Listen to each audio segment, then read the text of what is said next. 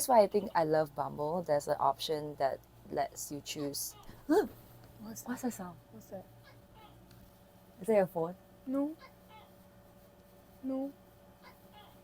What's that? Hi everyone, we're in El Nido, Philippines right now, and we're in the midst of recording our second podcast. And today's topic would be, what is it like to be single in your 30s. Yeah. So I think we chose this topic mainly because it's kind of relevant to the both of us right now in our current situation in life and so on and so forth. So yeah, let's get started. I just want to say being in your 30s like is really tough because like there's so much that you have to juggle with in different aspects of our life. So, you know, be it career, relationship, if you're single, and then family, if you're close to them, friendships, everything just seemed to be harder as time passes on. Like, is there a certain aspect of your life that you think is particularly difficult for you? I think for me now, going into my 30s, I just turned 30 last year, so I'm 31 this year, and I feel that there's been a lot of shifts, in terms of just how you think, how you see things, and it's not like in your 20s where you feel that time goes on very slow and you feel that you've got time for a lot of things. But right now, I feel like priorities come into place, and I think similarly, finding a life partner is not as easy as it used to be in our 20s, and it's really tough because you are in that zone where you already know what you want, and it's difficult to find something that will match what headspace you're in right now. I feel like career, you still have a choice to like change a job if you're unhappy, but when it comes to life partner, number one, like you said, we have our own like criteria that we have set, and the older we get, the longer the list seems to get as well. And number two, we also have to take into consideration the guy's criteria as well. So yeah, dating becomes harder as things start to get more serious. For me right now, I have dated different guys just to see how they can be a match for me, right? So financially, I feel like I'm not into rich guys. I think it's because we're both like independent since a long time ago, so we don't really need that sort of dependency.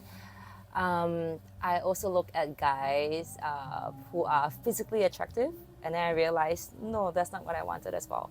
And then I also look at intelligence. Oh, that's definitely something that I really want. I don't know, all these different criteria, right? And in the end, when I found who I thought was the right one, I realized that's another hurdle to go through. Like, for example, is the guy emotionally available? Is he ready to settle down as well? So yeah, it's a whole chaos, a big ball of mess. I wonder how it's like for you looking for your partner. Yeah, I agree. I think it's a real challenge where if you want something and that person ticks the box, and then you'll be looking for the other aspects that comes with it, and you'll be like, no, he's not emotionally stable, or maybe he's not mature for me, and so on and so forth. So I think as humans, we'll never be happy with the choices that we have in life. So I think it's best to just tick your boxes and see what fits your criteria and what fits your personality and what is at the right space and right moment. You can't be looking for everything. So I think it's best to just take things as they come and hope that the person can be as per your expectations a bit later on, but don't try and get everything together at the same time. Like what that matchmaker said. What's her name? Auntie Sima? Auntie Sima, yeah. 70%. Yeah. Yeah. Yeah, and she says, don't be too picky. So you shouldn't be too picky, I feel, in situations like this. Yeah. I don't know if I can be not picky when it comes to like finding the one, but I do also know that it's okay if the person is not 100% match, because if both of you are understanding enough and both of you have gone through enough shit in life, you will come to a place where you are able to accommodate, you're able to compromise, you're able to work things together. Yeah, so I think that's very beautiful, and that's one quality that most couples I feel are lacking. That's why they don't really last that long. Just Yeah. the lack of understanding and the mutual goal of working towards improvement together. Yeah. And I also feel that we've come to a point in life where a lot of things are very short term. So even relationships have become very short term, whether it's on dating apps or even real life where you meet that person, right? They only want things for like maybe a year or two max, and then you go your separate ways, and then you have to start the whole process again. So it's very tiring. Yeah. It's very tiring to go on and on with that. So I don't know. I started using dating apps about like a year ago. What about you? So yes, I have met a few really, really amazing guys. One or two that I thought I can probably end up with, or maybe they're the one. But my mistake, as many have told me, was that I didn't take the time to get to know them organically. I just went in hoping that what they call date to marry kind of thing. Like I went in with that concept, with that mentality, and that did not give both of us enough time to get to know each other. And so, the highs were really high and then the lows were really low because we just don't know each other enough, and it's just, going out having fun. And then when we had our arguments and stuff, it just break things off just like that. We didn't take the time to fix it. We didn't take the time to understand what went wrong. So yeah, I think that's the thing with relationships these days. People don't fix things anymore. They just, Let it be. yeah, touch and go, and then yeah, that's pretty sad. So not sustainable. So I think for me, moving on, what I want to do is get to know the person. I kind of have a timeline for myself now. So I think it's between 3 months to maybe 4 months. Just getting to know the person before jumping into a relationship. I think 3 to 4 months is a good timeline to know very the long, person. It seems very long, but it's a good timeline to know a person's temperament, the person, how the person thinks, and conducts his day-to-day processes. So I think it's a good timeline to start with, though it's long. And over time, I think, like I said before, people do change, and you just have to hope or just pray that that person will eventually fit in the criteria that you're actually looking for. Yeah. Which brings me to the next topic. So since we're talking about dating in your 30s, right? How do you perceive loneliness, like, in your dating life? Like, whether when you're with the person or when you're not with the person, how do you perceive yourself as being lonely on a scale of 1 to 10? Do you still feel lonely when you're with a person, when you're still dating that person? Or do you feel lonely regardless whether you're with or without a person? I know where you're getting at. So I think in the past when I was dating the wrong person, I felt lonely even though he was in my presence. Like even though we were out together, it just felt like he wasn't there. But when I've met these two wonderful guys recently, I did feel like things have changed. I'm an introvert, so naturally we feel lonely most of the time because we are like so shy. But yeah, with them they sort of brought out like the playful, loud, chatty side of me. So yeah, I guess to answer that question, with the right companion, you wouldn't feel that lonely, I guess. What about you? I feel that even with the right person, there will be that hint of loneliness that you might feel. Because what if he's not listening to you, and what if he's not attending to your needs in terms of your emotional needs, right? You can still feel lonely in a relationship, because I know of so many people who are in a relationship and yet they feel so alone. And I wonder why. I always wonder why. You're with that person 24/7, but you still can't feel happy. But then I realized that happiness comes within yourself. It's your job to create your own happiness. But loneliness still seeps in, like, no matter what. So I find that very interesting and also scary at the same time, because like I can be in a room surrounded by like 100 people and I can still feel lonely, and I can still feel lonely in a room by myself. So it's very conflicting, yet it's something that you should actually think about when you see yourself in a relationship. But what does loneliness mean to you? I think I'm someone who likes being alone. I wouldn't say lonely, being alone, but loneliness will creep in when you can't find that balance between having yourself as a person, or being happy with yourself as a person, and seeing your happiness through another person. So when you see your happiness through another person, or when you expect another person to make you happy, that's when I feel loneliness creeps in. Because when that person is not there anymore, then you're down to what? Nothing. You're down to you can't satisfy yourself, you can't be yourself, and you can't feel happy about yourself. So that's the worrying part, right? I think many would argue that, you know, if you do feel that way, it stems from like personal like issues.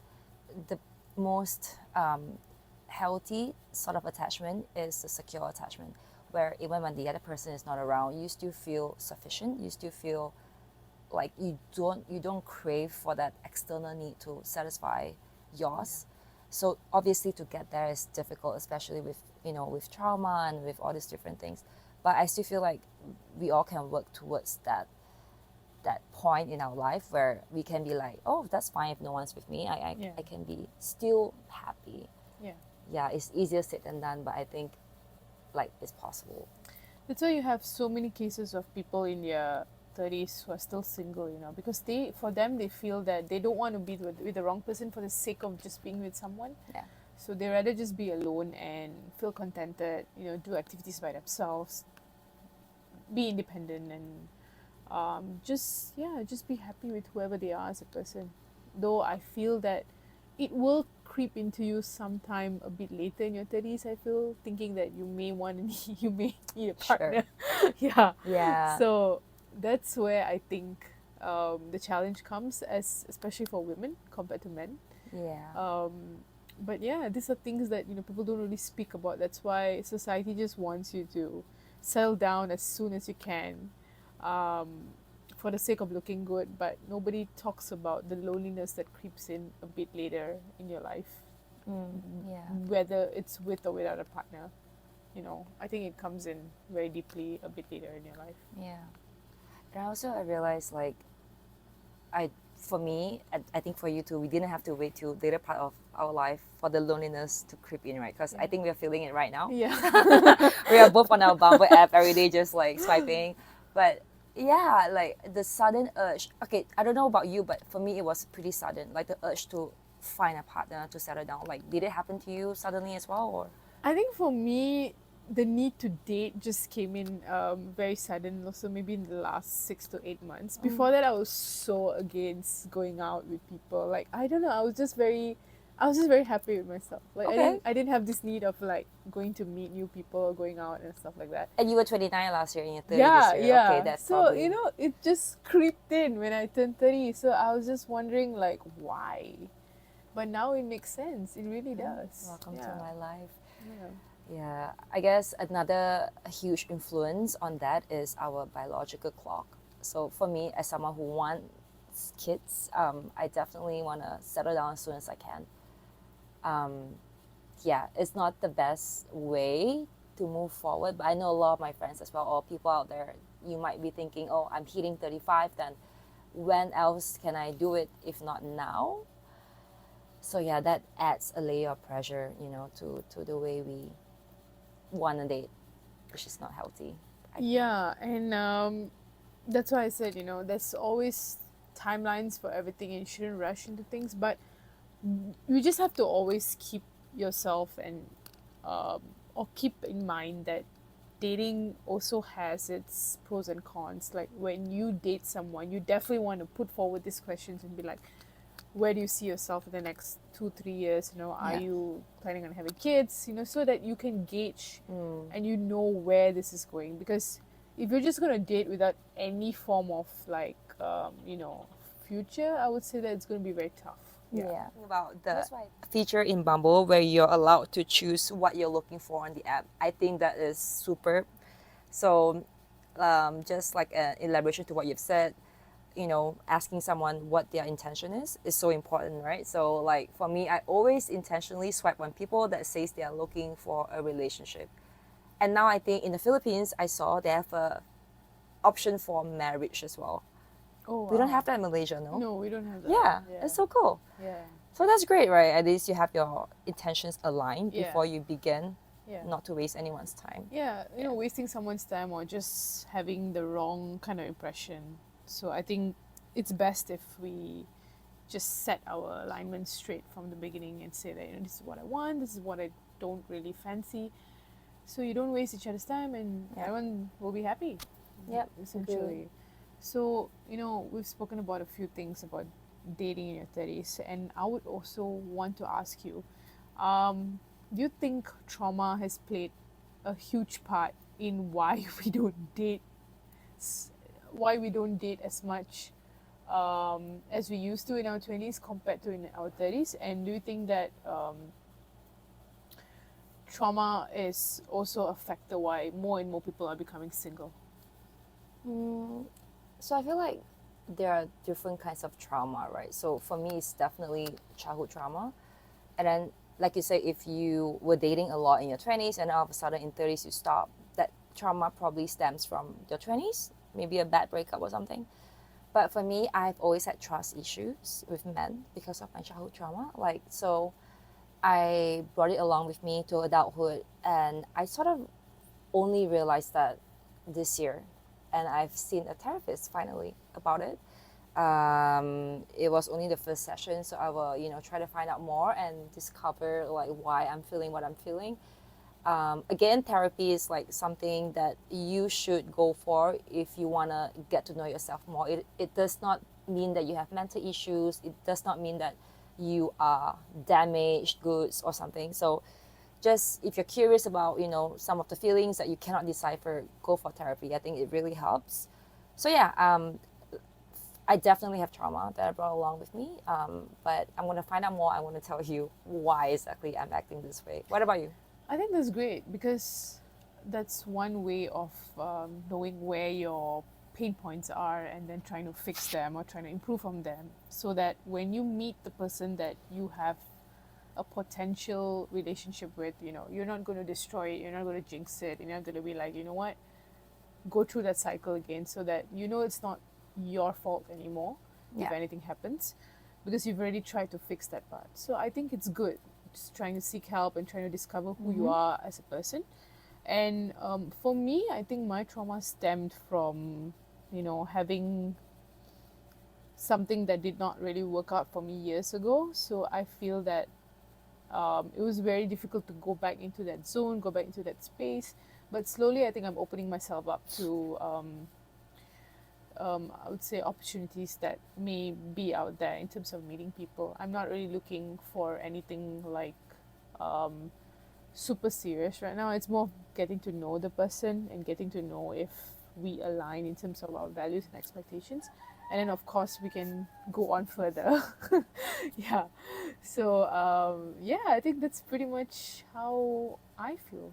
Yeah, I feel like everyone to a certain extent has trauma or issues, right? And I feel like that's when you've found the right person, is when the person is willing to work things out together with you, whether or not the issue is his or the issue is yours, but you're able to accept the other person's broken pieces and try to glue it together with that person. Yeah. I feel like that's very important, because honestly, there's not a single person I've met recently that is super sane or super perfect.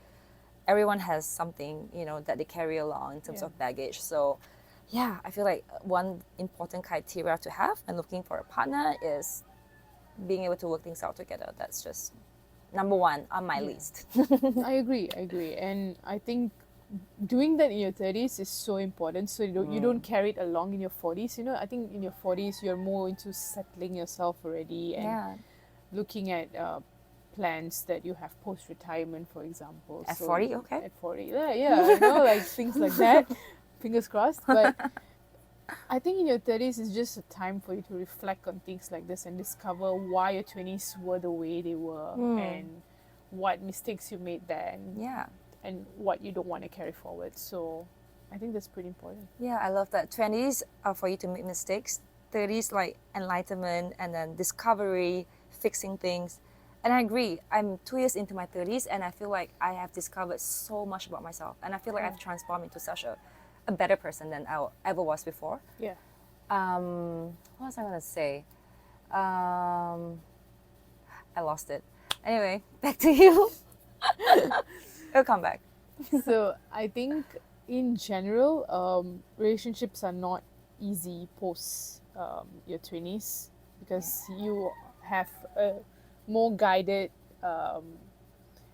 direction as to what you want in life. You know, you have your own needs and your expectations, you have your wants.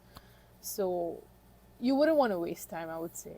And there are still people out there who are in their 30s and who want to still, want to explore and want to have fun and whatnot. But that really depends on you as a person. But I feel that this is a time for you to get more serious about things in life.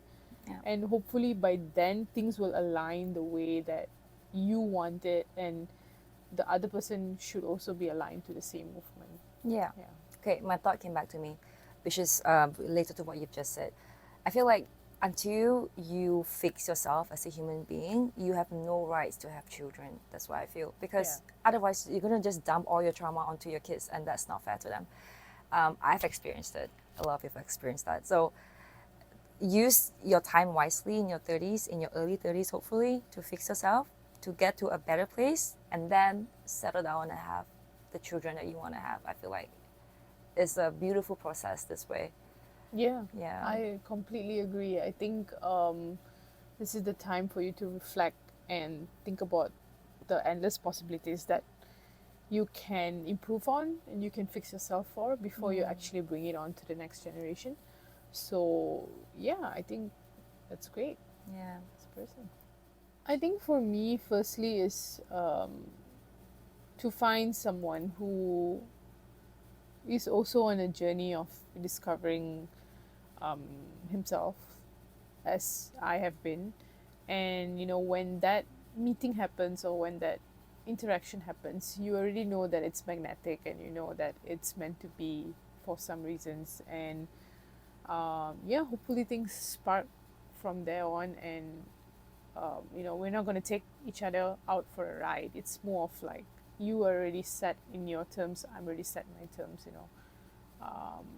Let's get into a relationship hoping that this is going to take us to where we both want to be instead of wasting each other's time. Yeah. Hope you get that. Yep. All right. All right. Thanks, guys. Thanks for watching our lazy version podcast in So- our PJs and messy hair. Yep. Don't care.